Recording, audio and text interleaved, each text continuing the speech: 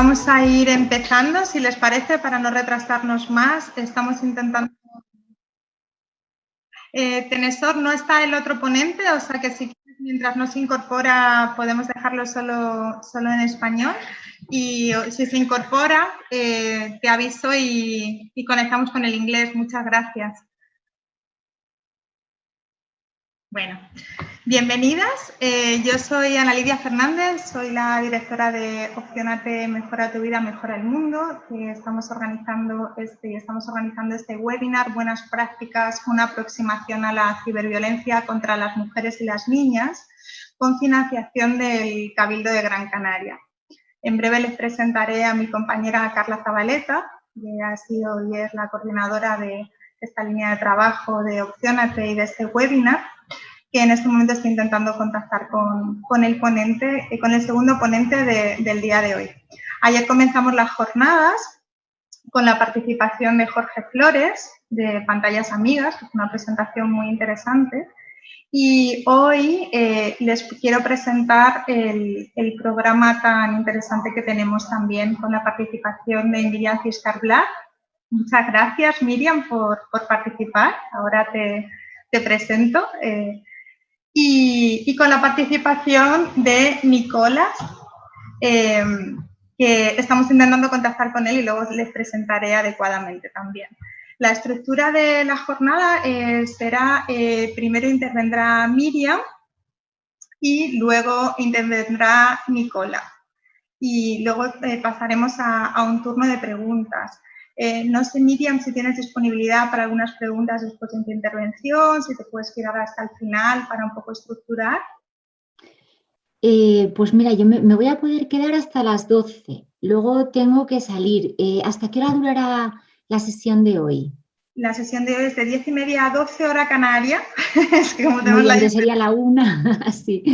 ¿Vale? Luego a lo mejor me podría conectar al final también si necesitáis, pero como voy a estar conectada todo el tiempo al ordenador, si necesitáis cualquier cosa y no podemos resolverla ahora, me podéis avisar y me puedo intentar conectar en algún momento. Perfecto. Bueno, lo que podemos hacer, si quieres, para garantizarnos tu participación es comienzas tu intervención y dejamos un poquito para preguntas y luego ya se incorporaría Nicolás, ¿te parece? Y que las preguntas de Nicolás fueran al final. Si luego te puedes volver a conectar, perfecto, pero así nos lo aseguramos, ¿te parece? Claro que sí. Genial. Pues bueno, pues paso a... No sé si Carla puede presentarse, que estaba intentando conectar con, y si no, la presentamos más tarde. Vamos a ver si Carla puede presentarse.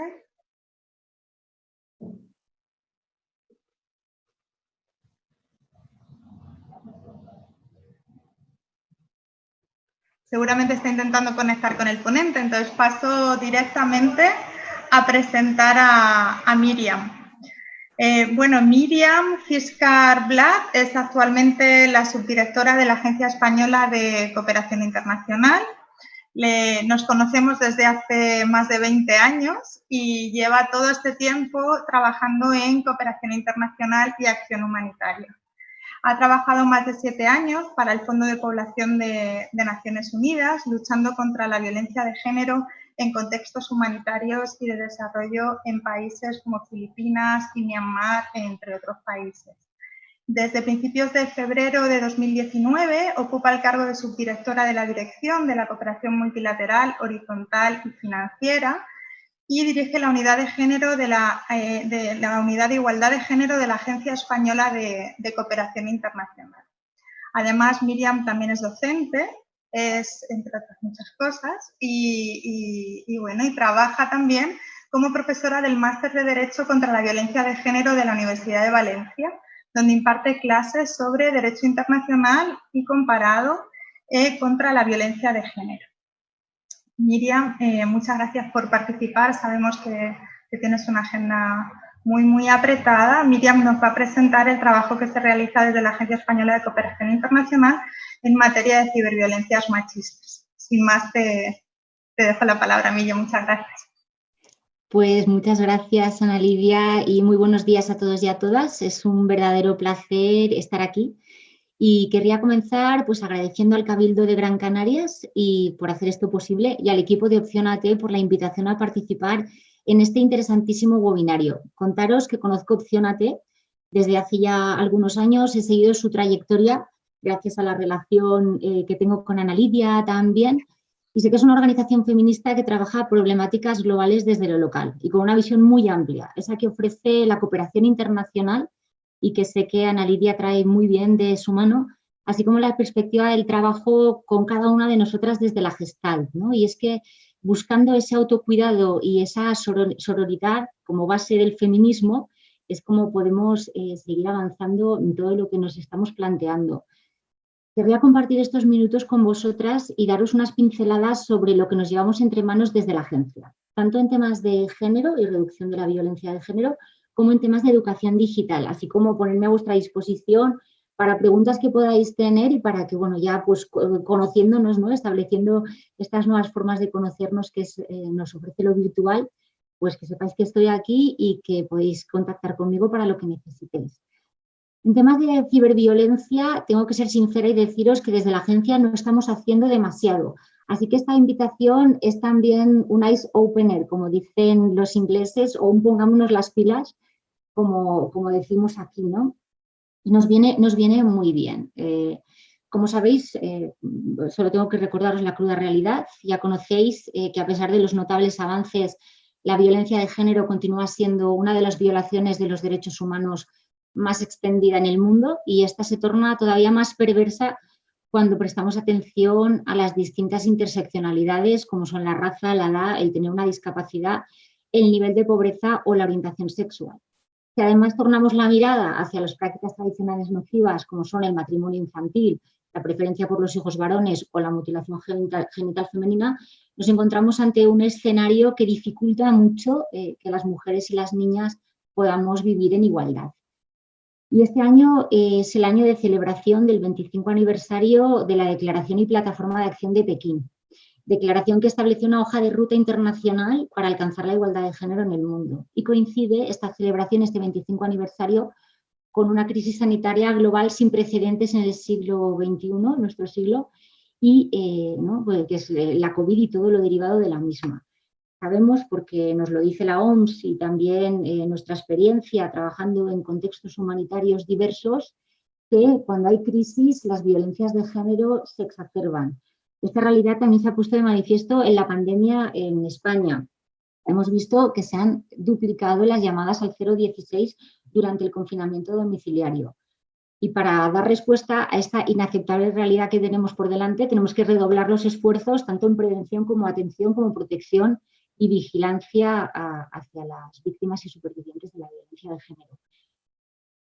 No solo se incrementa la violencia de género en la pareja, sino también otras formas de violencia como son la explotación sexual o otros tipos de abusos como pueden ser las ciberviolencias. Ahora que estamos más en casa, ahora que las niñas, que las adolescentes, que las mujeres nos conectamos más a todo lo virtual, estamos viendo que esto también puede suceder, ¿no? Y desde la Agencia Española de Cooperación Internacional tenemos el compromiso firme con la consecución del objetivo número 5 dentro de la Agenda 2030, que es la igualdad de género. Y dentro de este objetivo hemos analizado que la mayor cantidad de fondos que destinamos a las distintas metas van dirigidos a la prevención y lucha contra la violencia de género. Tenemos iniciativas variadas. Por ejemplo, destacar una que tenemos en Guatemala, de cooperación delegada con fondos de la Unión Europea sobre prevención de la violencia y el delito contra las mujeres, niñas y adolescentes. Es un proyecto de más de 8 millones. También en Guatemala, un proyecto de fortalecimiento de la sociedad civil para prevención de la violencia y atención a víctimas y supervivientes. En cuanto a ciberviolencias, no he podido rescatar demasiado, pero sí quiero resaltar un proyecto que tenemos en México, que se está llevando a cabo en estos momentos, en el 2020. Se llama Ciberseguras, mis dispositivos, mis reglas, y está liderado por el Laboratorio de la Ciudadanía y con apoyo de la Fundación Telefónica. Es una iniciativa, una alianza público-privada. Las niñas son participantes y conocen bien las herramientas y técnicas de seguridad en línea a través del juego, un análisis de la realidad y círculo de palabras y experimentación tecnológica. por eso que todos los hallazgos, buenas prácticas que puedan derivarse de este seminario nos viene fenomenal. También destacar otros proyectos, ¿no? Como por ejemplo los que llevamos a cabo con el Fondo de Población de las Naciones Unidas. Por ejemplo, el Programa Conjunto de Servicios Esenciales para Mujeres Víctimas de Violencia de Género, que tiene como objetivo la creación de unos estándares internacionales de servicios esenciales para la respuesta integral a mujeres y niñas que han sido víctimas de violencia. Además, el programa tiene en cuenta 4 áreas de trabajo, ¿no? Que son las 4 áreas que se definen como básicas: servicio de atención médica, los sistemas de respuesta legal, los servicios de protección social y la coordinación de todos ellos, así como todo el ámbito de protección que tiene que ver con la protección policial. Luego hay otro programa que también llevamos a cabo con el Fondo de Población de las Naciones Unidas, que es de fortalecimiento de políticas de inclusión social, género y prevención de la violencia sexual para poblaciones en situación de vulnerabilidad y poniendo el énfasis en el ámbito de la discapacidad. Un programa muy bonito que se llama We Decide y que tiene como objetivo la creación de un modelo de intervención que permita garantizar la no discriminación en la prevención de la violencia sexual, así como políticas de salud sexual y reproductiva en mujeres y adolescentes más vulnerables y marginadas, con especial atención al ámbito de la discapacidad. También tenemos que no olvidar que en las crisis humanitarias ahora se ven exacerbadas por la crisis que nos acontece de la COVID y que hay mujeres y niñas que se encuentran en contextos humanitarios, campos de población refugiada y desplazada y en situaciones de extrema vulnerabilidad. Y en este sentido, además de reforzar las acciones que ya se venían llevando a cabo, la agencia está apoyando además el Fondo para la Paz y la Acción Humanitaria, que ha lanzado una convocatoria desde lo humanitario de proyectos de respuesta de emergencia a la COVID a través de la creación de una ventana de emergencia que va dirigida a asociaciones y grupos de mujeres. Y bueno, aquí quería enlazar todo el tema ¿no? Un poco más de los temas de género y la lucha contra la violencia de género con los temas de educación. Y además de hablaros de la Agenda 2030, que ya lo he hecho, ¿no? Y un poco del Plan Director de la Cooperación Española, que es el paraguas que nos rige, ¿no? A toda la cooperación española, no solo a la Agencia de Cooperación Internacional, sino a todas las instituciones que trabajamos en cooperación. Hablaros también de la Estrategia de Cooperación Española de Lucha contra la COVID-19, que es una estrategia que se ha publicado recientemente y que nos enfoca cómo tenemos que trabajar en los temas que ya venimos trabajando, poniendo especial énfasis en temas como los temas de género, la lucha contra la violencia sexual y de género y los temas de educación. Y es que nos recuerda, ¿no? Y uno de los 3 pilares fundamentales es la protección y recuperación de los derechos y medios de vida de las personas más vulnerables, como son los niños, las niñas y los adolescentes que han visto mermados sus derechos, en especial el derecho a la educación. Porque esta crisis también ha puesto de manifiesto la enorme brecha digital que existe, ¿no? Y las graves carencias que tienen los sistemas educativos. Lo hemos vivido de primera mano, entonces podemos empatizar perfectamente con lo que está sucediendo en otros países, ¿no? Entonces ahí el tema de la reducción de la brecha digital se presenta como una prioridad y sabemos y queremos que la educación siga siendo en los colegios, es importantísimo, no hay nada que lo pueda suplir, pero también sabemos que cuando acabe esta pandemia no vamos a volver al sitio de partida, tenemos que aprender de las lecciones que esta nos deja y eso es también ampliar toda la educación que hacemos a nivel digital y para eso tenemos que reducir la brecha. Desde la Agencia Española de Cooperación Internacional, además de poner especial énfasis, ¿no? en este tema, porque nos lo dice la Estrategia de Lucha contra la COVID, vamos a poner en práctica un programa que se llama Educa para la reducción de la brecha digital, porque estamos convencidas de que la educación sirve para cambiar vidas y para eso y para transformar a las sociedades desde la raíz. Desde la ECID queremos comprometernos con una educación inclusiva, transformadora, segura, igualitaria y que llegue a todas partes.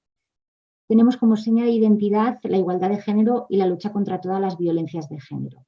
Como os he dicho antes, la mayor parte del presupuesto destinado al ODS 5 va a prevenir y responder a la violencia de género. Y somos conscientes que una educación en igualdad y que aporte las herramientas para resolver de forma pacífica los conflictos es un instrumento muy poderoso contra la violencia de género. Para que esta herramienta de educación sea efectiva, tenemos que tener a todo el sistema en su conjunto consciente, ¿no? Coherente con este objetivo y también convenientemente preparado para abordar el desafío que se nos plantea con el tema de la educación y la reducción de la brecha digital. Es que es muy importante para nosotros desde la cooperación española, desde la Agencia Española de Cooperación Internacional, la colaboración con la sociedad civil, con organizaciones como las vuestras, como Opciónate, que nos abre los ojos en este momento, ¿no?, que estamos planteándonos toda esta reducción de la brecha digital ante un tema tan importante como son las ciberviolencias machistas. Porque si nos ponemos a trabajar en temas de reducción de la brecha digital y no tenemos en cuenta este aspecto, podemos estar dando una herramienta que abra las puertas a una mayor violencia y que por lo tanto perpetúe lo que es nuestra asignatura pendiente en este siglo XXI, que es la reducción de todas las violencias contra mujeres y niñas. Además, ¿no?, de la lucha contra el cambio climático y una necesidad de un mayor cuidado de nuestro planeta. Y bueno, yo creo que con esto no tendría nada más que añadir por mi parte, salvo escucharos si tenéis alguna pregunta y reiterar mi agradecimiento a Opciónate, a todas las miembros de Opciónate y bueno, muy especialmente a Ana Lidia. Muchas gracias. Muchas gracias, Miriam, muy interesante lo que planteas, muy interesante plantear no solamente la necesidad de ampliar el derecho a la educación o ampliar o que lo puedan ejercer, porque los derechos existen, ¿no?, el marco de derechos existe, sino que lo puedan ejercer todas las niñas y niños y mujeres y hombres en el mundo, pero también muy interesante y muy importante que nos planteemos qué modelo de educación, ¿verdad? Y cómo ahora precisamente es necesaria esa educación en materia digital. Ha salido tanto en las últimas sesiones que hemos tenido y en todo lo que han presentado en el webinar anterior que tuvimos en noviembre, ayer, y bueno, en todos los informes que hemos ido revisando, la importancia de trabajar en ciberciudadanía digital, ¿no?, en esa educación digital, pero no solamente orientada a cómo utilizar un ordenador, sino también orientada a valores, ¿no?, y cómo ampliar todo el concepto de derechos y deberes ciudadanos, de los ciudadanos y ciudadanas, en relación al contexto digital, que ayer resaltaba mucho Jorge Flores, que es un espacio cada vez más en expansión de encuentro, de comunicación, de interacción, ¿no?, que puede ser con valores positivos o cada vez más se están sufriendo delitos, ¿no?, en estos espacios. O sea que nada, muchísimas gracias por este marco que nos has ofrecido. Y cedo la palabra a las participantes y los participantes que quieran hacer algún comentario al respecto o alguna pregunta hacia Miriam, que creo que tienes todavía unos minutitos, Miriam, ¿sí?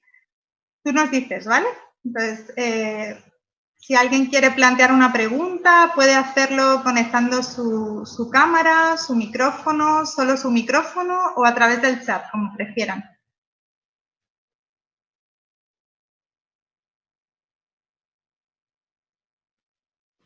Mientras se animan, yo tengo una, Miriam. Yo quería plantearte, ¿no?, en este marco de la cooperación internacional, es como en todos los marcos muy importante de lo macro a lo micro, ¿verdad? Desde las políticas y los planes hasta las líneas de acción y los proyectos que se llevan a cabo en distintos países, ¿no? Entonces, nos has hablado de cómo es muy importante en el marco, además, en el contexto del COVID, ¿no?, que está habiendo un retroceso en materia de acceso a la educación.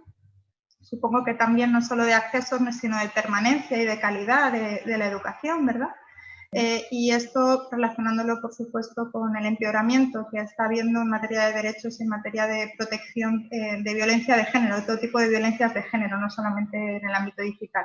Entonces, teniendo en cuenta toda esta nueva, que bueno, no es nuevo, lleva años, pero el contexto del COVID también ha hecho que la participación online o el encuentro online se amplifique todavía más, ¿no? Entonces, en este sentido, ¿está habiendo alguna revisión de planes y políticas por parte de la Agencia Española de Cooperación, por parte del Gobierno español, para incorporar estas nuevas líneas de trabajo, esta ampliación de derechos o matización de derechos, teniendo en cuenta el contexto digital? Pues muchas gracias, Ana Lidia, por esta pregunta que es muy interesante y que Bueno, tengo que ser muy sincera con vosotras, y deciros de todo lo que mira, lo que estamos viendo es, por un lado, que todo lo que se está derivando de la no participación en los colegios y que los niños y las niñas se queden en casa, está derivando en una mayor violencia de género en los hogares.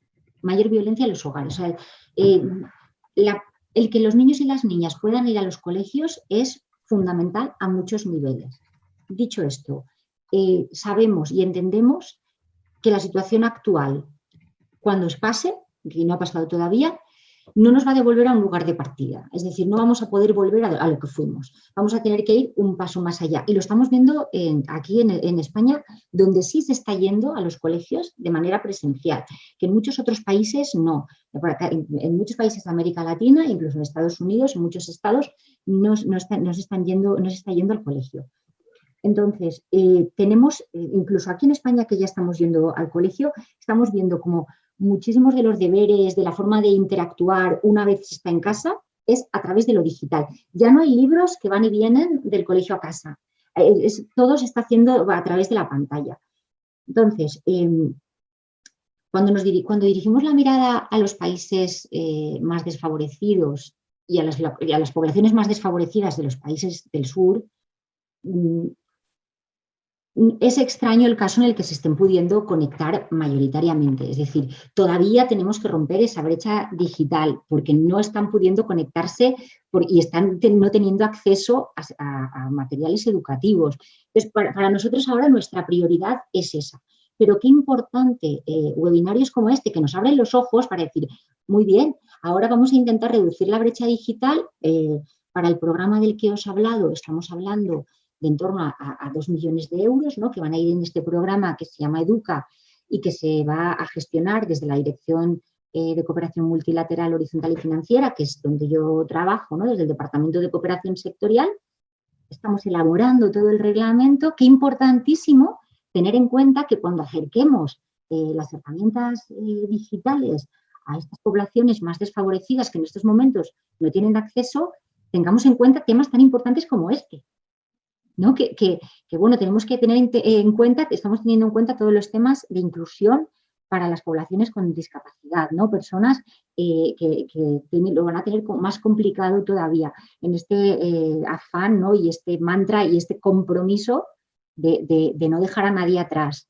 Pero o tenemos en cuenta temas como este, ¿no?, como el que estamos tratando, o abrimos la puerta a las violencias. Y este es un tema que, bueno, yo agradezco muchísimo a Opciónate, que nos hayáis invitado, que nos hayamos metido más a fondo, porque yo creo que no lo estábamos trabajando todo lo que lo tenemos que trabajar, y aquí mi compromiso de hacerlo, ¿no?, y de tenerlo muy en cuenta cuando formulemos este programa nuevo que se está creando y que se va a desarrollar en el 2021. Muchas gracias, Miriam, por tu respuesta. Además, nos alegramos de que desde la agencia también vayan a ampliar el trabajo en este tema tan importante, ¿no? Ayer comentábamos que al menos 8 de cada 10 mujeres han vivido algún tipo de ciberviolencia machista, ¿no? Entonces, es algo que lamentablemente cada vez tenemos más datos, porque no hay suficientes datos todavía en todos los países, pero cada vez tenemos más datos y los datos muestran una realidad a la que hace falta hacer frente, ¿no? ¿Alguna pregunta más? ¿Algún comentario más? ¿Alguna pregunta hacia Miriam en relación a la cooperación internacional española y las ciberviolencias de género?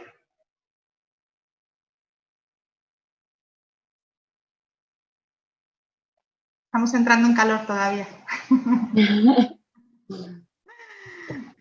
Si te parece, presento a Carla para que también conozcan a Carla de Opciónate, que igual Carla tiene también alguna pregunta. Hola Carla, bienvenida. Hola, perdonen porque metí la pata con Mr. Nicola y por el tema del cambio de horario, y me di cuenta cuando empezamos, digo, ay, espérate, vamos a solucionar el tema, con lo cual, perdóname Miriam, menos mal que tu intervención ha quedado grabada, o sea que esta tarde me la escucharé despacio.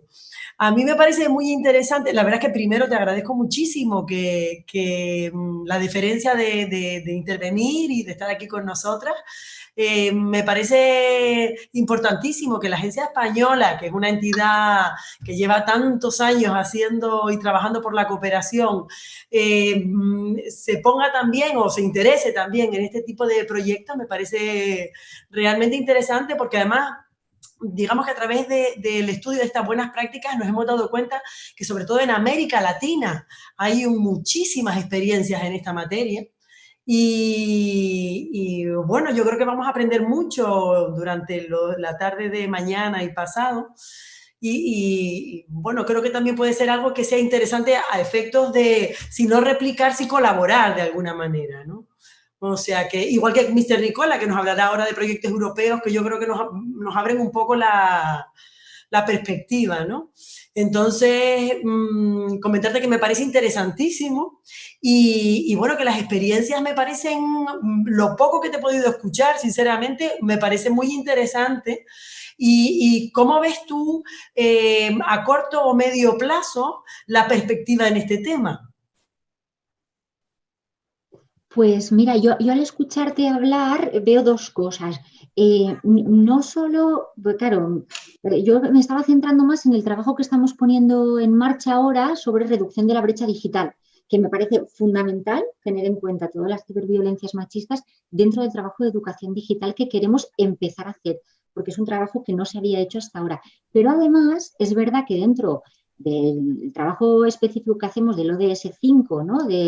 Hablamos un poco así nosotros en términos de objetivos de desarrollo sostenible, ¿no? Que es la igualdad de género y la meta que tiene que ver con la reducción de la violencia de género, prevención y reducción y respuesta, meternos también ahí, ¿no? En todo este tema, con lo cual estamos muy interesadas en ver los resultados de este webinario, de estos informes de los cuales nos estáis hablando, que habéis visto, ¿no? En América Latina, de los datos que se reportan, en todos los proyectos que estamos haciendo, tanto de educación como de prevención y respuesta a la violencia de género, tenerlo en cuenta y ver qué acciones específicas podemos hacer también en esta línea, ¿no? Que yo creo que ahora, más con la COVID, toma especial importancia, ¿no? Y se pone más de manifiesto.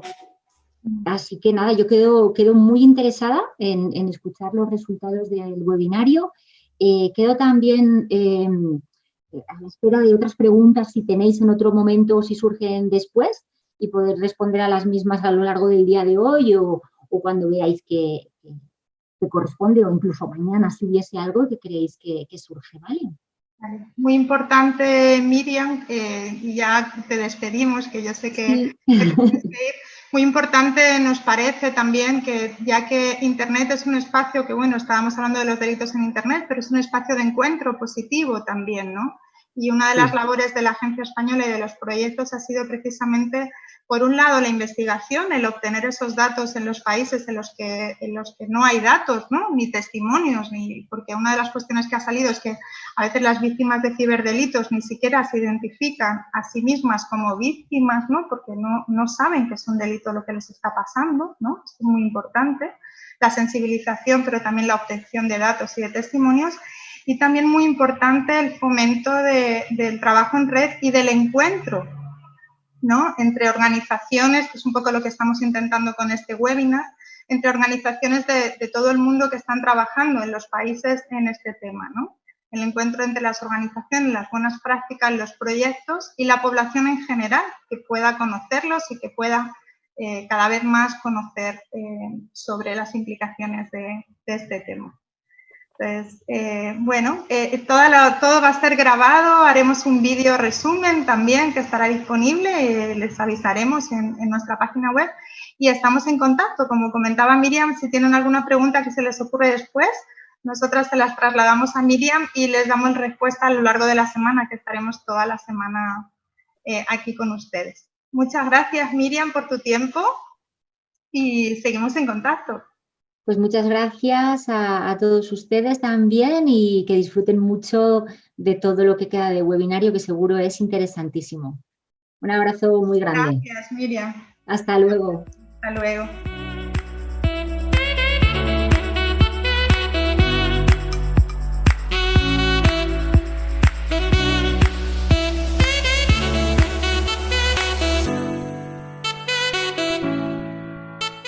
welcome, Nicolás.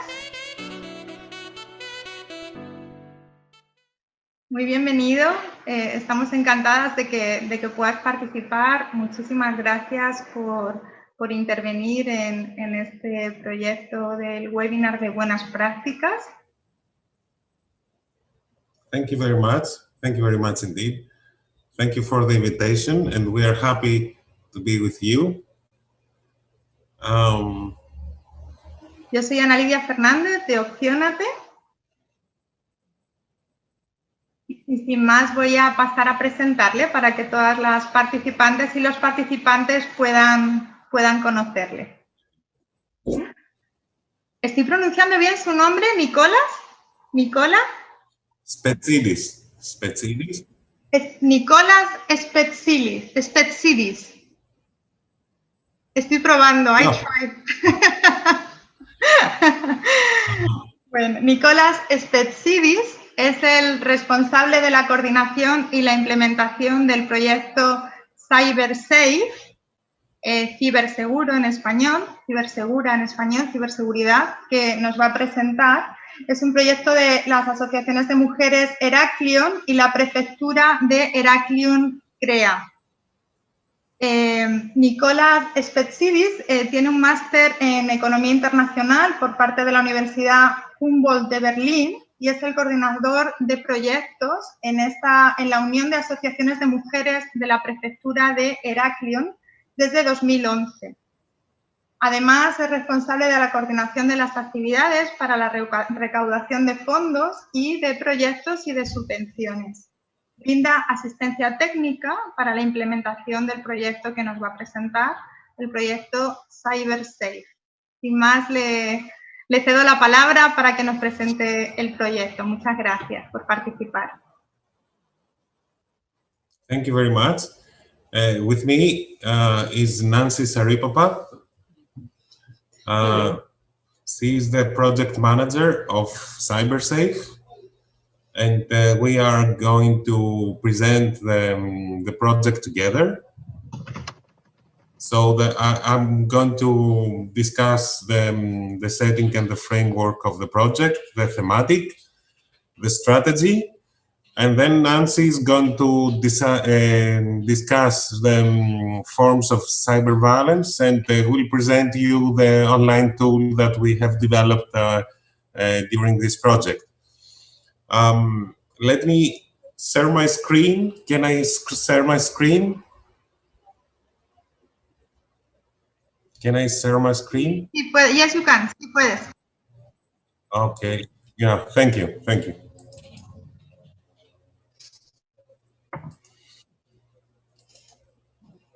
So we discuss about the CyberSafe. The CyberSafe is a project funded by the European Union, by the REC program. It's a project that is ongoing and it's at its final phase over changing attitudes among teenagers on cyber violence against women and girls. We are, I represent the Union of Women Association of Heraklion, which is a certified non-governmental organization.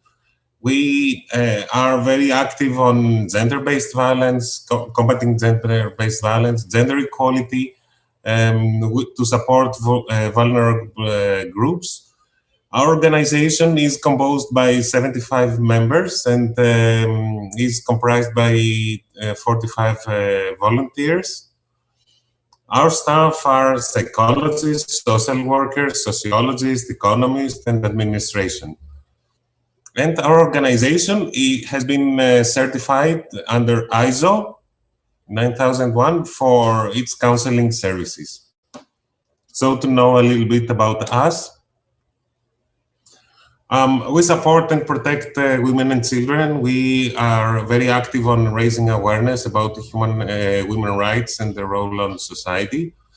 We collaborate with all local institutions and governmental institutions. We participate in several European networks like WAVE network or WWPEN, work with perpetrators.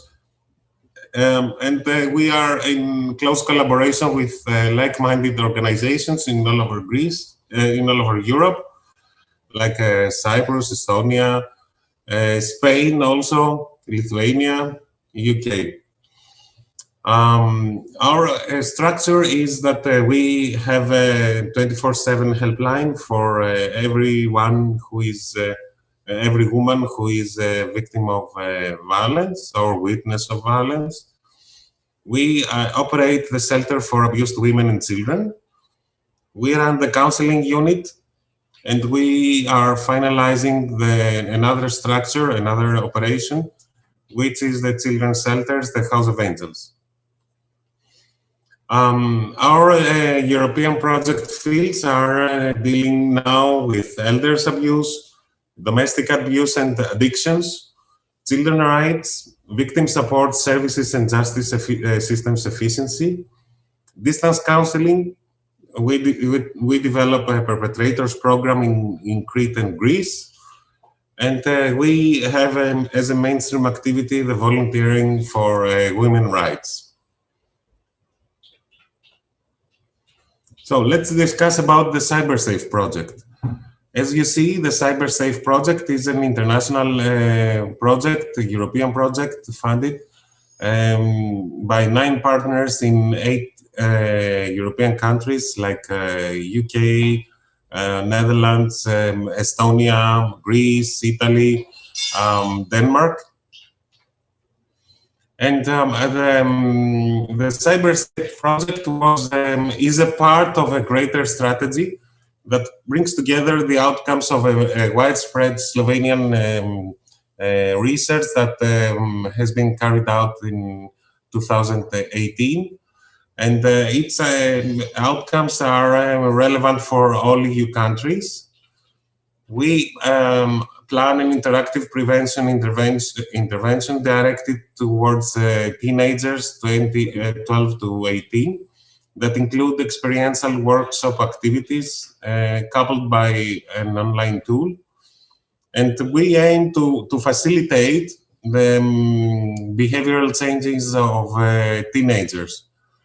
And it is connected with more integrated actions, including the training of teachers on cyber violence. And our overall aim and target is to organize a safety network for schools, including the kids, the students, and the parents within this nutshell, let's say. So to have a more sustainable outcome.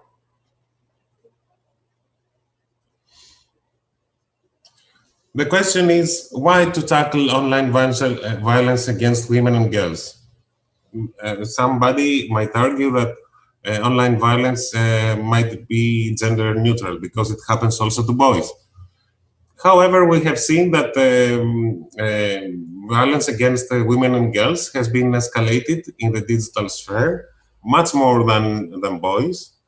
There is a continuum of online violence, meaning that a girl who is now victim of cyber violence might be a victim of physical violence in the future. Women and girls are specifically targeted by online violence or of a sexual nature. So there is a gender element, a strong gender element. We have also seen that 1 out of 10 women in EU have already experienced some form of online violence. And this is described very thoroughly in European reports. And most of existing intervention for teenagers are gender blind. So our focus is to explore the phenomenon of violence over internet on women and girls with a strong gender element. So at the CyberSafe project, we focus at the age of 12 to 18. We map the literature and all existing interventions. At the other end, we map the needs and we organize the focus groups of 80 teenagers and we understand and identify the target behaviors and objectives that we need to reach. We organize the intervention, the serious game. We have run the intervention in 4 countries, targeting more than 800 individuals. Actually, this is the phase that we are now. We are going to measure the impact on behavior on the children. And our plan is to report on behavioral change and build upon outcome for the next step, which is the safe schools, as I said before. And at the same line, we are trying to link our intervention with other existing international projects and organize and facilitate a dialogue between, so to exchange some outcomes and some ideas and some findings, so to refine our intervention more. Therefore, our objective on CyberSafe project is to organize an evidence-based educational intervention, which is able to change the attitudes of teenagers towards the cyber violence. And this to be applicable in all European countries. Develop an online tool that supports and extends the in-person intervention. Address the violence against girls and women in form of violence as a form of violence. Develop a gender-sensitive approach, and this is important, to prevent and promote healthy relationships and gender equality online. It's not only to describe the behavior, rather than to develop a pathway of behavioral change. Engage professionals working with teenagers to run and implement educational prevention programs on online violence. And this is important because what we see is that a very important element is to engage the teachers to this process in order to organize a safe line of dialogue between the children and the professionals. The process that we followed, of course, is the needs assessment and the validity of outcomes. So we organize the target behaviors, the behaviors that we need to address. We organize the planning and brainstorm of intervention about the cyber game, the serious game. That means that the serious game has been developed by scratch, and based on the needs that we realized found on the first step. And of course, if you plan an intervention from scratch, you need to pilot and test in schools and youth settings, and organize a replication guidelines and a kit of tools which would be available to each and every setting, either in Greece or in Spain or in Italy or in UK, wherever, so to be applicable and to each and every environment. All this process has been carried out in 30 months. So we are at the final 8 months of the project. So Nancy is going to follow now. Hello. From my side. So the target groups of this project are obviously the teenagers that participated in the focus groups and the pre-testing of the game in order to assess the needs and see if everything is okay. And then now we are in the process of running pilot interventions with schools. Unfortunately, the lockdown has forced us to stop at the moment, but we are planning the interventions for about 750 teenagers in 4 countries, in Greece, Estonia, UK, and Italy. And we will also target 45 professionals working with children in the same countries who will participate in the pilot intervention and will be actually trained on how to use our model. And of course, the 10 anti-violence workers from the participating organizations, the frontline workers, that are also trained on implementing the cyber-safe intervention at schools. This intervention is mainly developed to be held in a classroom setting or in a setting that is a safe space for kids. It's not an online intervention or something like that. So what we aimed is that a frontline worker, along with a teacher or a trained teacher or a trained professional that works with children, such as a coach or something else, can apply this intervention in their setting with the kids that they already know. Of course, online violence is a very vast topic, so we decided to focus on some specific forms of violence that are more relevant for gender violence. These are usually sexual violence, as Nicholas mentioned before. So we decided to focus on 4 types of online violence. The first one is non-consensual sharing of intimate images and videos. The second one is unwanted sexualization. The third one is exploitation, coercion, and threats of sexual nature. And the fourth is sexualized bullying. As Nicholas mentioned before, online and offline violence are very much connected. We can see there is a continuum.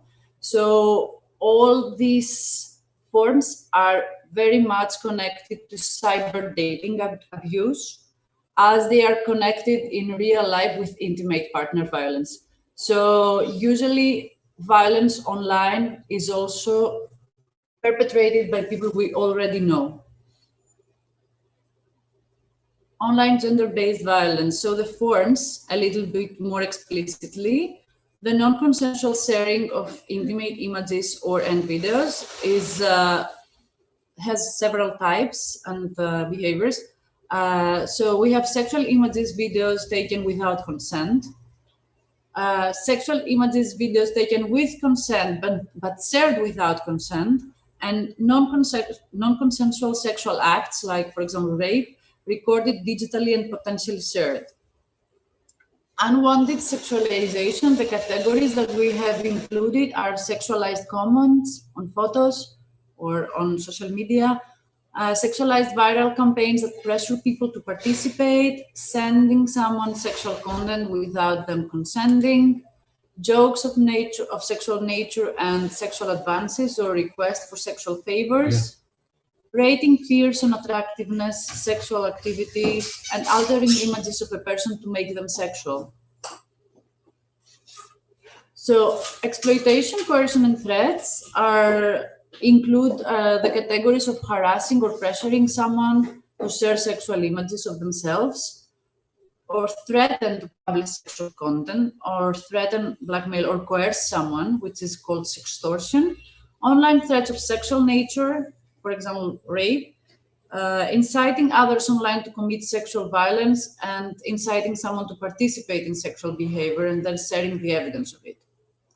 Sexualized bullying comprises of gossip, rumors, or lies about sexual behavior posted online, offensive sexual language or name-calling online, or impersonating someone and damaging their reputation by sharing sexual content or sexually harassing others.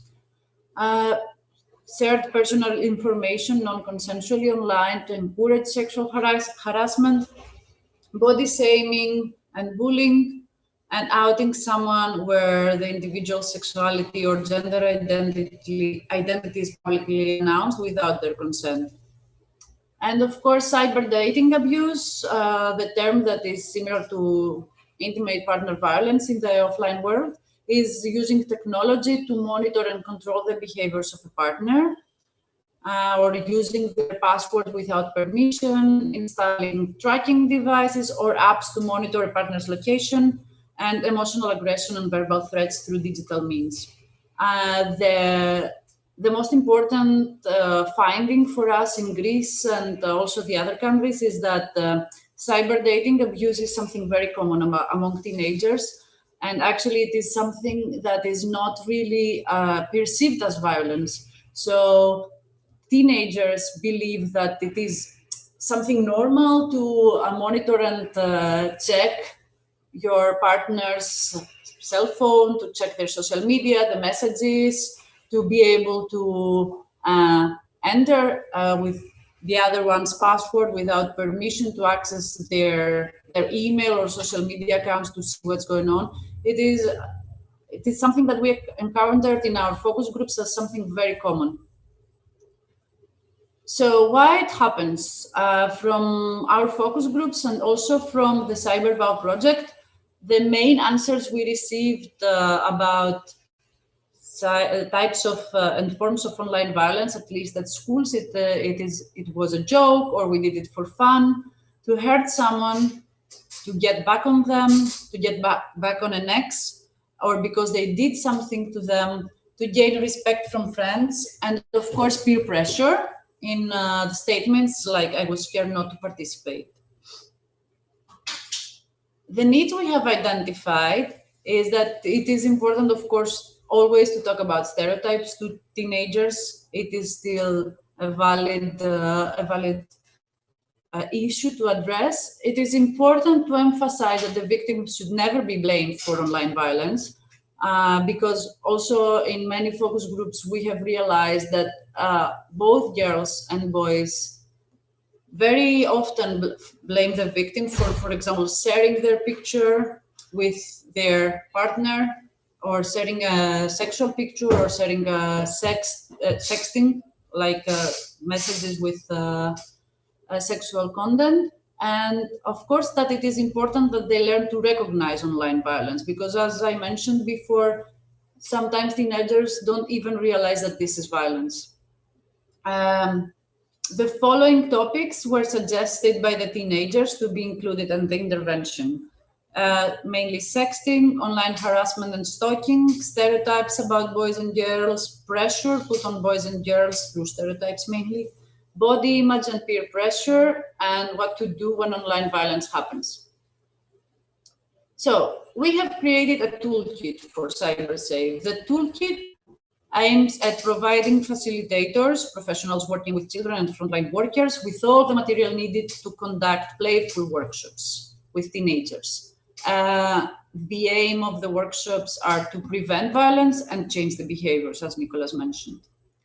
So we have created material for the 4 types of violence that I have mentioned before. So we have 4 types of workshops now. And we have created 2 basic tools. One guide for facilitators, an electronic handbook for facilitators to read about these forms of violence and give them instructions about how to conduct interventions, and an online serious game. That is a game played by the teenagers, but with guidance from the facilitator. So the guide includes the workshops on the 4 themes of online violence, and the expected results for teenagers is to make them able to recognize the signs of online violence and violence itself, to understand the emotional impact and other consequences of online violence, to know how to prevent online violence, and more specifically to know how to act in a supportive and positive way if themselves or someone else experiences online violence.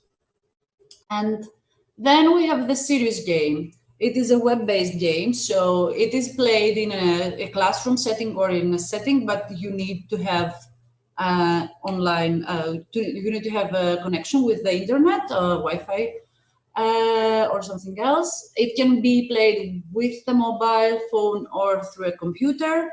It ensures the anonymous and voluntary participation of teenagers of the ages of 12 to 18 years old. The facilitator is usually a teacher or a frontline worker that coordinates the process. And it has 2 basic steps. One part of the game is focused on case studies where participants can reflect anonymously upon questions. So we introduce questions, and the teenagers can vote and have discussed the results with their facilitator. And then we have a role play part with teams of 3 persons, with the perpetrator, the victim, and the bystander roles to be represented. Of course, we don't use this type of words in the game because both teachers and teenagers cannot really identify themselves as a perpetrator or a victim, so we avoid using these words. And we have these teams of 3 persons using a single device to play the role play.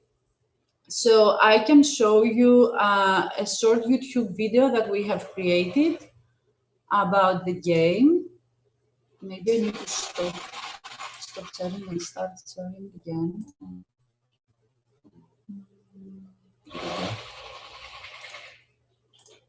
No.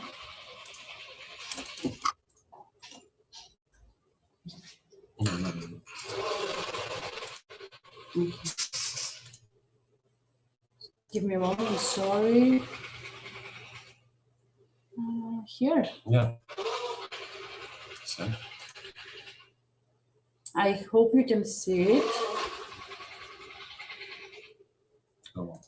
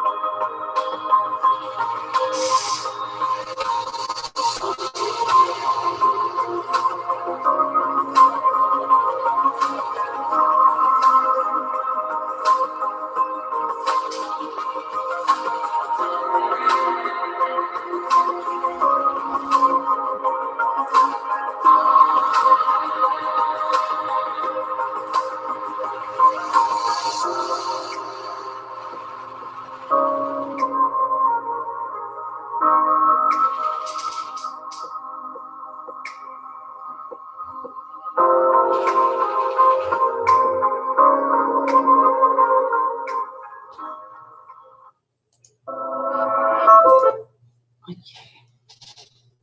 So, stop sharing again. And this was the game. So, in overall, we have attempted to address the phenomenon of online violence through a formalized approach based on the needs of the youth. We are dealing obviously with peer-to-peer harmful actions mainly, aiming to change the behavior of youth through awareness and engagement in preventive intervention. We aim to facilitate the discussion through engagement also at non-formal settings, such as sports clubs or other settings apart from school that kids come together and form groups.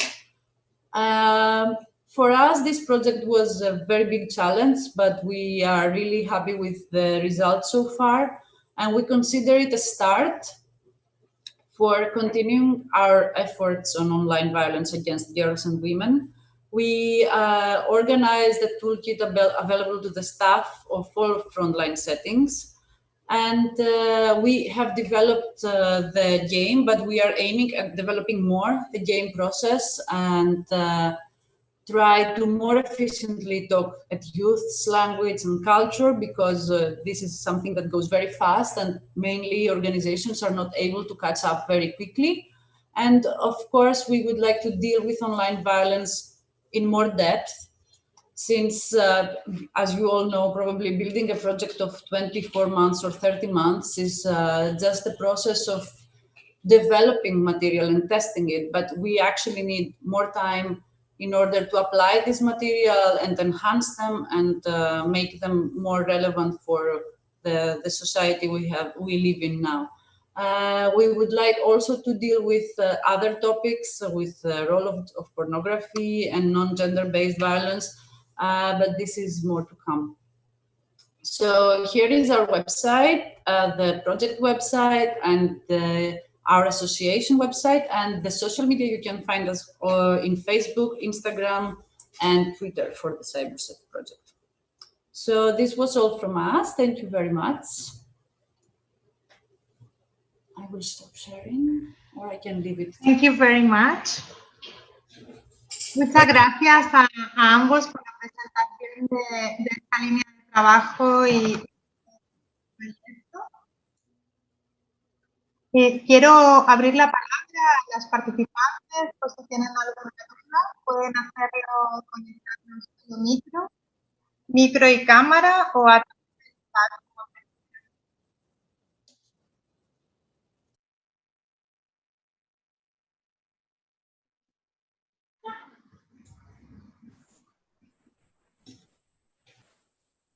Hola, buenos días.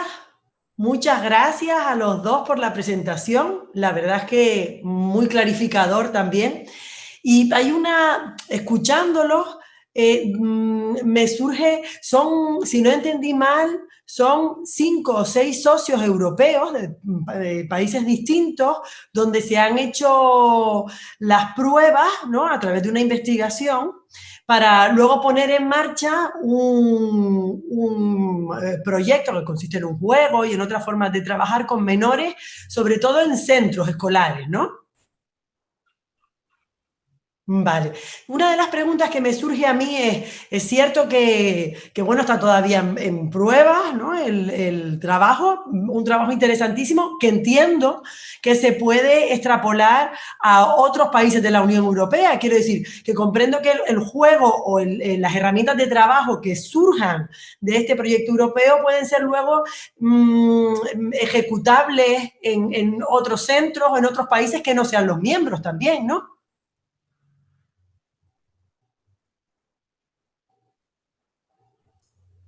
It's true. The design of the intervention and the applicability thereof, either of the training of the facilitators, the online tool, and the info pack are especially available for all countries in Europe. I would say in Europe, because it's a common, like a sort of a common discussion, I would say, in Europe, in many countries. So all the intervention of CyberSafe, and not only, are available for every country, in Spain, in Portugal, in France, in Greece, Cyprus, wherever. Perfecto.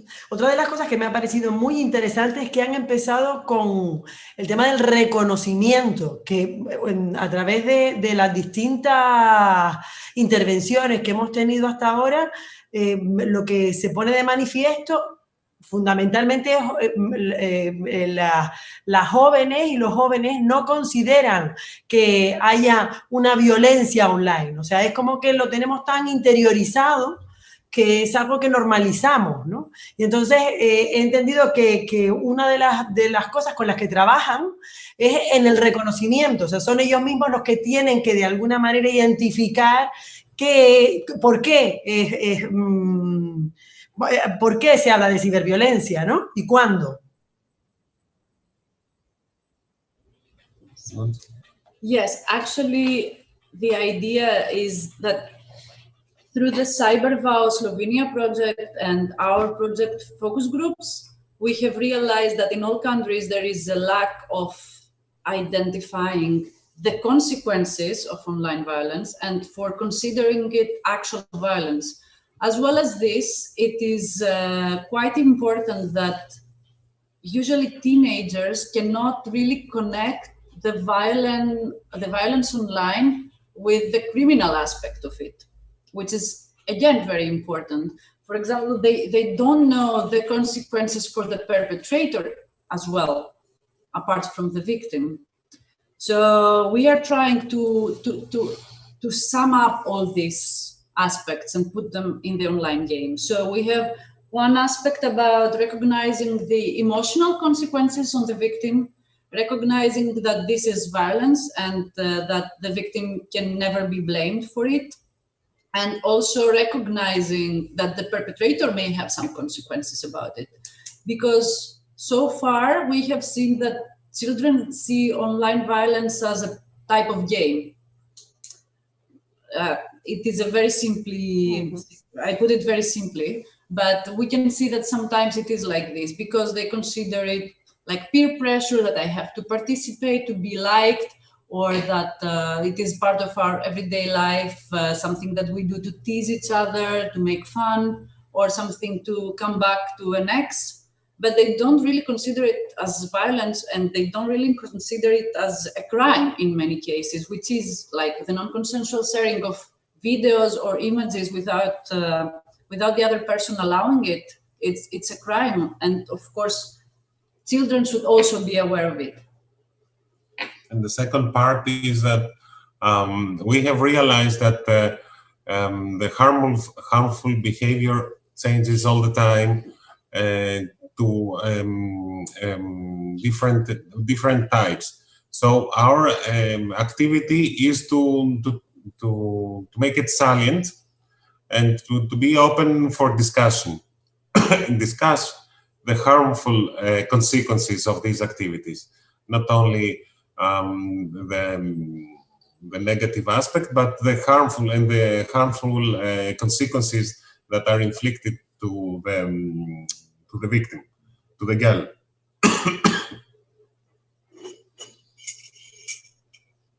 Gracias.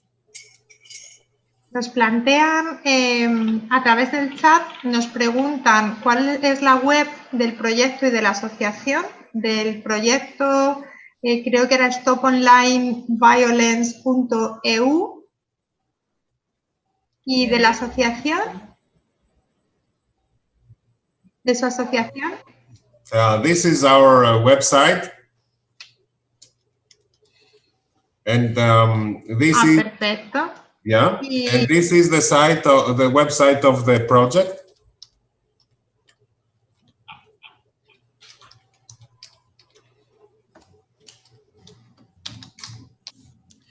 Perfecto. ¿Y el nombre de la ponente? Que nos preguntan también. Como a ella no la presentamos. Nancy Saripapa.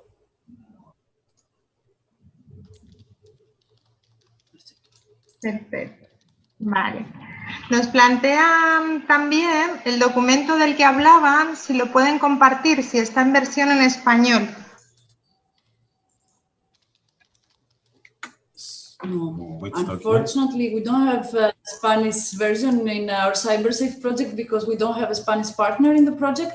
We have 8 languages so far. So by May, we will have the game and the guidelines in 8 languages, 8 European languages. But of course, we would be very much open to discuss with any Spanish organization that would be interested in the process of maybe translating also the guidelines and the game in Spanish. And also, we see the next day of CyberSafe from 2022, probably. So the next phase would incorporate certain updates to the online tool, and also some activities on engaging the relevant stakeholders within the school. So we would be very happy that we could collaborate also with a Spanish organization, so to deal with and expand the territory of activities, let's say.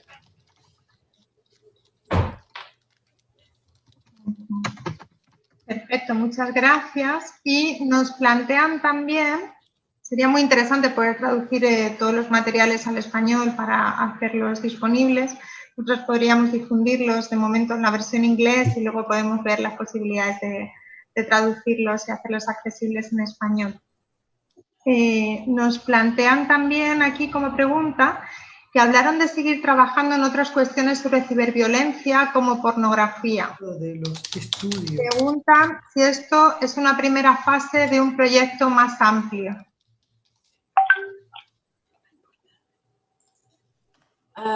Yes, actually, as I said before, CyberSafe was a challenge for us as well because sometimes we are, even if we are 30 years old or 40 years old, we already don't speak the language of the teenagers. So our first step was to work closely with the Slovenian University of Ljubljana to discuss with them all these results from CyberVow project, to see their interventions, and then we designed CyberSafe. So the first step was CyberSafe. Now we are already in a second step.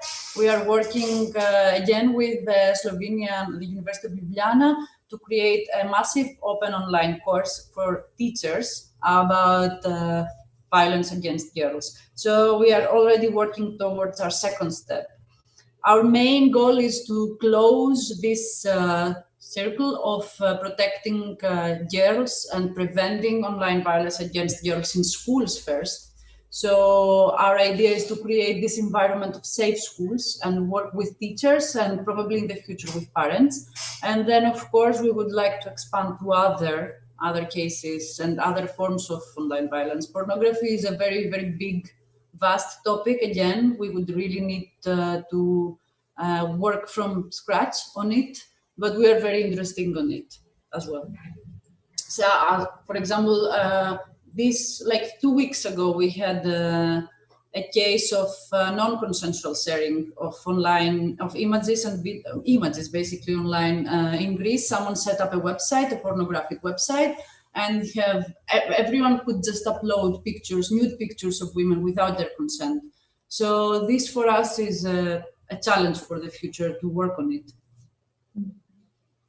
And basically to be able to support women that receive this type of violence, because this is our main work.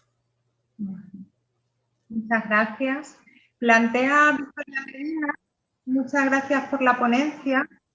Me ha resultado muy interesante las líneas de trabajo que siguen y muy importante la concienciación sobre el tema independientemente de las edades.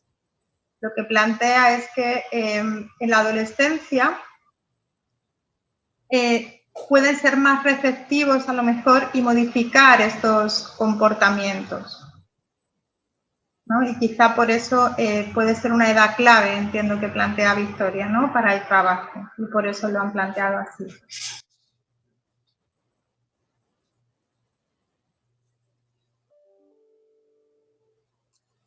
Yeah. We totally agree. Yeah. That's why we focus on creating a prevention intervention for teenagers.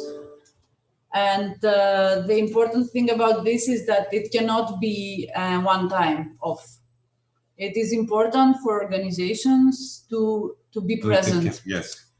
To be present and deliver interventions on several types and several forms of online or offline violence at schools and other settings for children, because it is an age that we can actually influence them and be able to induce prevention, but we need to be repetitive because children are still children and we need to be repetitive about it.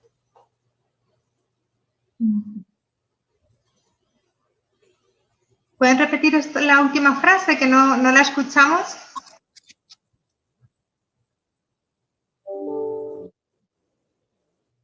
Sorry. Yes, of course. I'm saying that, of course, we need to induce prevention at schools because it is important that teenagers are taught about violence against women offline and online, but we need to be repetitive as organizations. I mean, what we mean is that we cannot make one-off interventions. We need to be there. We need to make it a mainstream activity of our organization and to visit schools and other settings a lot and remind children about it. And train professionals and train the teachers, and because this phenomenon is ongoing, and sometimes the aspects are changing, so we need to have a constant dialogue with the professionals and understand also the needs of the children. It's not something that we realize for them, but it's something that we listen to them and we translate their needs into activities and a list for activities for the professionals, for the teachers, for the parents. It's not useful that we discuss about cyber violence and then we facilitate the panic in between the teachers community. Oh, what are we going to do? This is a dramatic phenomenon. Doesn't happen to our school, but when it happens, it's a distraction. This is a total failed strategy. So we need to induce knowledge, capacity building, and a process that we are able to understand what are the needs of the children. Sí, ayer también comentamos, ha salido tanto en el webinar anterior como en uno de estos que participamos en las percepciones las y los jóvenes en Canarias con la violencia de género, que en ocasiones las y los jóvenes en concreto, sienten que no tienen a quién acudir, relacionado con ellas mismas o con alguna amiga, porque los padres, madres, sienten que son chiquilladas, que no es nada grave, y por eso plantean la importancia de no solamente trabajar con ellas en las escuelas, sino también con las personas adultas de referencia para que tengan alguien a quien acudir y que les pueda orientar sobre cómo.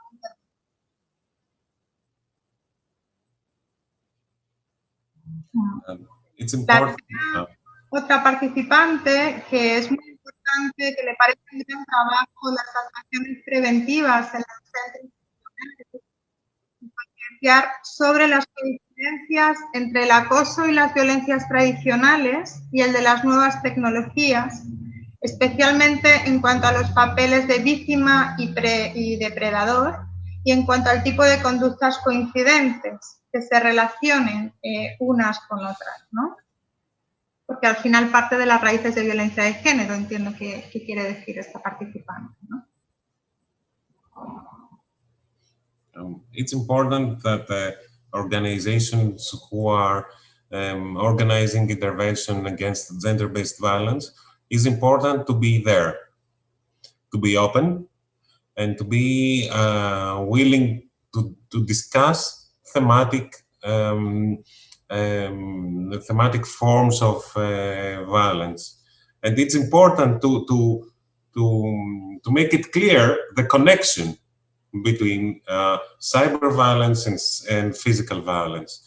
And that comes from two pathways, either the therapeutic strand, or the social strand. That, for example, one person is a victim of cyber violence, is victimized, probably she's stigmatized, and then she has a certain behavior which leads her to be a victim again of physical violence. So we need to discuss about the trauma.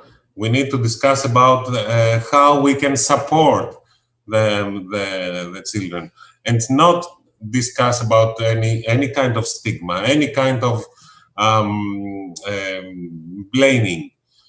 We are not here to blame. We are here to facilitate the discussion. This is our main challenge, to facilitate the discussion between the children and the teachers, the children and the parents with themselves, the teachers themselves, which is important to organize the dots, the flow of information for come and go. Is bi-directional. Sí, sí, muy importante. También lo mencionaba Jorge Flores ayer, y ustedes en su intervención, el que en muchas ocasiones no son conscientes del efecto, de las consecuencias, de las secuelas que tienen las ciberviolencias machistas sobre las víctimas. Entendemos que tiene que ver con el hecho de que todavía no hay suficiente sensibilización sobre los efectos de todo tipo de violencia de género psicológica, ¿no? Incluyendo las ciberviolencias machistas. Plantean también que se menciona la importancia del trabajo entre pares con la juventud, y es algo que también resaltaba ayer Jorge Flores de Pantallas Amigas, la importancia de ellos tienen cyber managers como un proyecto en el que son los mismos jóvenes, ¿no? También los que de alguna manera se responsabilizan de sensibilizar a sus compañeros y compañeras, ¿no? Preguntan si esto es un resultado de los estudios e investigaciones, si saben que esto tiene buen resultado en un cambio de actitud de las y los jóvenes con esta metodología, que es efectiva, ¿no? Hasta qué punto sus estudios e investigaciones han mostrado que esto tiene buenos resultados. So the idea is that peer-to-peer learning is becoming very important, because if we don't identify the needs and work with children on what actually will work on them, then we develop an intervention that is not going to be used. And if it is used, it's not going to be attractive, and it's not going to be something that the kids will enjoy. From our perspectives, in all the focus groups and all the interventions we have run so far, children are very willing to talk about this topic, first one. But the problem is that they don't really consider that if something like that happened to them, they would be able to talk to their teachers or parents about it. And this comes basically from the fact that they believe that they wouldn't understand what they are talking about. So it is very important to work with peers. Most of the girls in our focus groups said that if something like that happened to them, they would go to their friends, which are of the same age, or they would try with their friends of the same age to address the perpetrator. So it is very, very important to work with peers, and very, very important to work with the role of the bystander in this case. So from this whole focus group and all this research that we have done in our project, we have decided that a second step, a very important step, is to educate teachers and parents about it, because it has become evident that kids cannot really talk to them about this stuff because they don't really know about it. They don't really know how online world and social media world works. We may know in a different stage, in a different element, but we cannot perceive the online world as the teenagers do. So yes, peer-to-peer learning is very important, and we believe that in our forthcoming interventions and our forthcoming projects, we would like to engage teenagers also in developing the material, because it is very important not to only test the material with them, but also develop it with them. Yes, we need to get over the idea that we do something for children, but without them. It's very important and very sustainable. And for example, last week we had a local workshop with some teachers from the city. There were many of them arguing that this phenomena doesn't happen to our schools, which is false.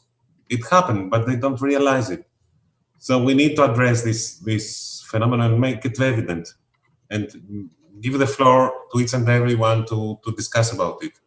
And also, and much more, the community of the students. And then in parallel, the community of the professionals, teachers. Sí, muy importante también para que se apropien, para que se sientan suyos, digamos, los materiales, los mensajes, el proyecto.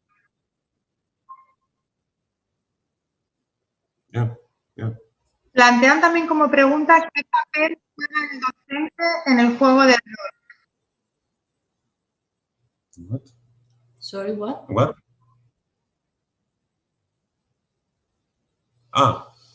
So, as we mentioned before, it is always preferable to always have a psychologist or social worker along with a teacher as a facilitator.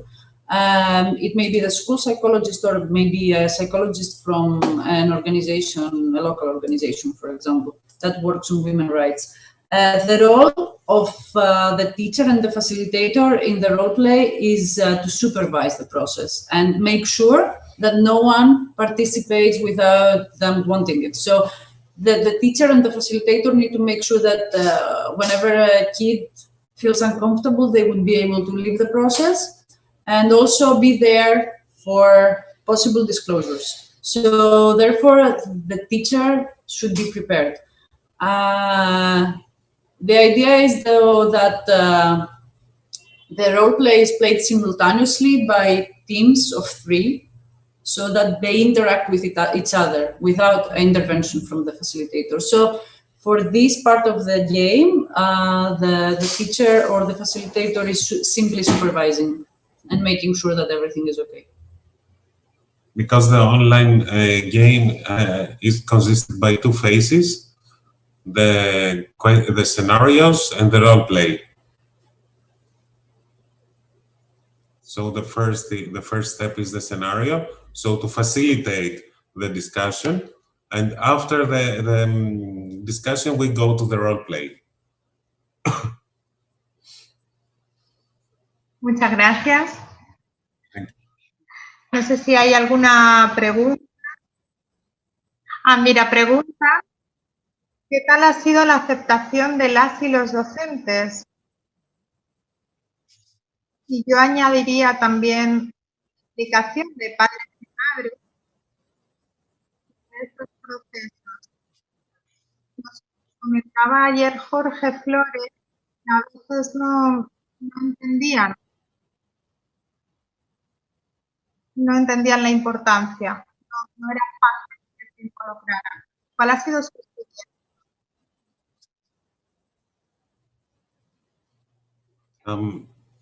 There are cases that we're not going to speak about, to talk more for the local context. In general, the acceptance is very high from the professionals and the parents. At the beginning, we see a little bit of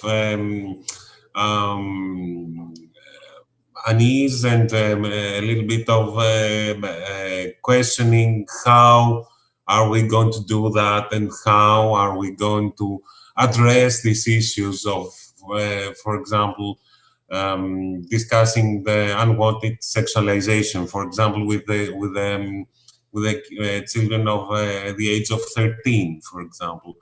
However, with the discussion, they realize that this phenomenon, these cases are already taking place at the community of the children. So it's a step-by-step process, actually, I would say. The beginning is a lot of discussion on how and what is the extent of the phenomenon and how are the consequences and what is the dimension of the trauma. The second step is to integrate a little bit more on the process and the workouts of the online game. And the final end is that they very well accept and support this intervention. Mainly because that the outcome and the reflection of the children is very strong. Is very strong. And also because I think that the terminology is very important.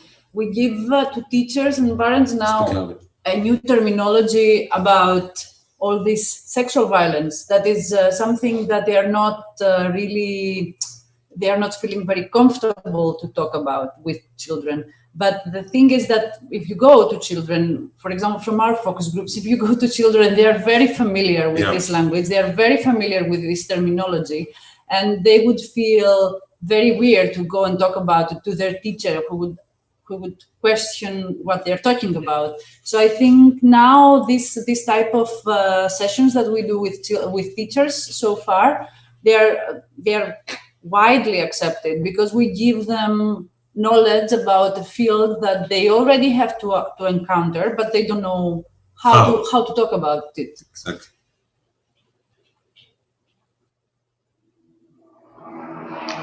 Claro, es muy importante también ver cuáles son los canales de comunicación, ¿no? Suponemos que en la misma forma que los protocolos, cuando hay algún otro tipo de acoso, ¿no? ¿Hasta qué punto las escuelas están incorporando en sus protocolos que puedan comunicar o que puedan denunciar en alguna situación no solamente de bullying, sino también de ciberviolencia?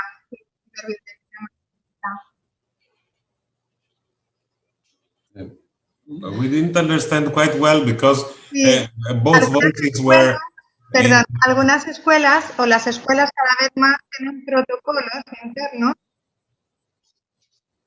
para que el alumnado pueda comunicar, denunciar los casos de bullying. Se está incorporando en las escuelas también protocolos para incorporar los casos de ciberviolencias machistas. The discussion is not to organize processes for disclosure and only, because in cases in schools, there also in Greece or to other countries, there are certain procedures when physical violence or bullying is happening. However, we go a step back and we discuss on a more sustainable approach to organize a self-help spirit and try to discuss and improve behavior, not only organize disclosure procedures that, okay, if that happens, we go to the teacher, the teacher is able to call the police and so on. And this is a straightforward process, which is clear, it's evident to each and everybody. But we go a step back and we discuss this phenomenon of cyber violence within the community. So to induce a sort of defensive mechanisms and a safety mechanism for the children. So to be able to stop this by themselves, to discuss it by themselves and try to find ways to combat this phenomenon somehow. And then, of course, to know the disclosure procedures, of course, which is very important, very important. Muchas gracias por la respuesta. Nos preguntan también, he comentado como servicios de atención a víctimas de violencia de género. ¿Existen servicios específicos de la entidad para la atención a víctimas de ciberviolencias machistas? Yes, we have specific. Our staff is kind of trained on cases of cyber violence. We have had some cases of a child that was 15 years old during the first lockdown period, actually, and yeah, but we have some cases that we try to deal with, especially with our counseling unit. We try to avoid the use of the shelter at this phenomenon. The important distinction is that when you have to deal with cases of cyber violence, you have also to administer extra practical tips on how to deal with the content that is online about yourself, about the victim, and how to recover it and how to take it out from the internet, for example, or how to deal with all this, all the material that you have online about yourself, how to communicate this to the police. This is an extra procedure, but the counseling process is pretty much similar. Yeah, and the idea that, okay, get off from the internet is not an idea. It's wrong. No, and it's not a sustainable advice. Sí, muy importante esto que plantean también, la autonomía para que ellas puedan responder cuando se encuentren con algún caso, y también la prevención. Ayer mismo tuvimos aquí con la organización española un taller de autodefensa digital para aprender a cómo manejar las redes de una manera más segura. Y como ustedes comentaron, si se encuentran con algún caso, cómo bloquearlo, cómo denunciarlo, cómo eliminarlo, ¿no? Mecanismos legales prácticos existen en el manejo de Internet. We have also released a magazine in English dedicated on cyber violence, and we have organized an interview of an Italian girl who faced several aspects of cyber violence, and we emphasize about how the community was harmful, how the community at the end was supportive, but at the end of the day was the support that we or every organization need to provide to the person who is experiencing this kind of behavior. I'm going to give you the link of our magazine, No More Magazine. Thank you.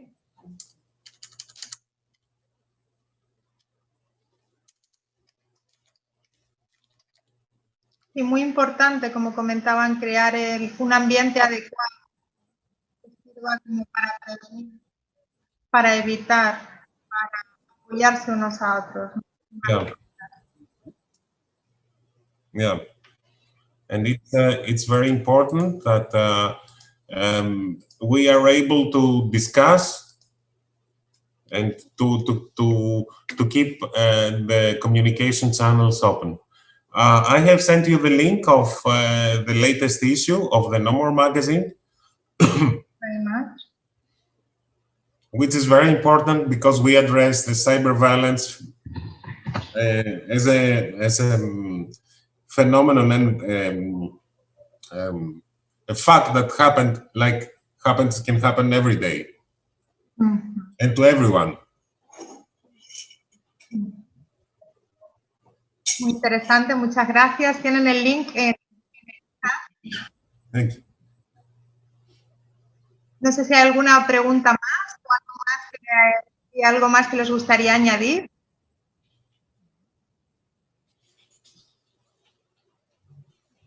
Comentaban en el chat la importancia de trabajar en formación de formadoras y formadores.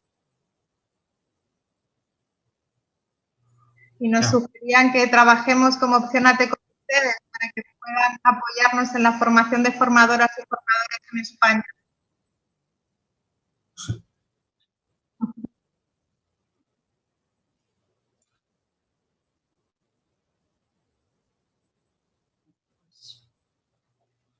We are at your disposal at any time, and we are grateful for the invitation and the chance that we had to discuss the issues, even from distance. Las redes, además de para cometer delitos, sirven para hacer cosas positivas también. Yeah. Yes. Sí, por supuesto, estaremos en contacto para explorar colaboraciones y para poder apoyarnos en la discusión de producción de sus proyectos y de sus iniciativas también aquí en España.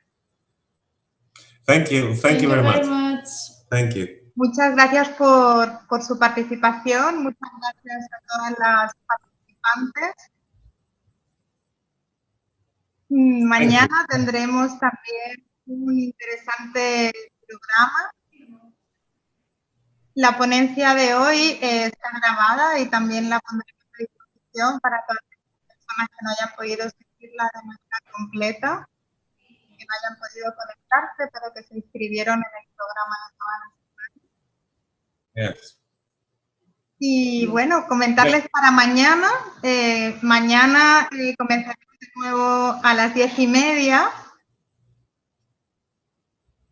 y contaremos con la participación... Ana, perdona que te interrumpa. Perdón, no, mañana, nos conectamos por la tarde.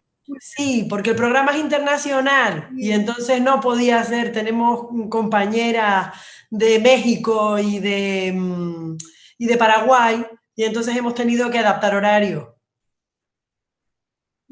Sí, perdón, se me fue, discúlpenme.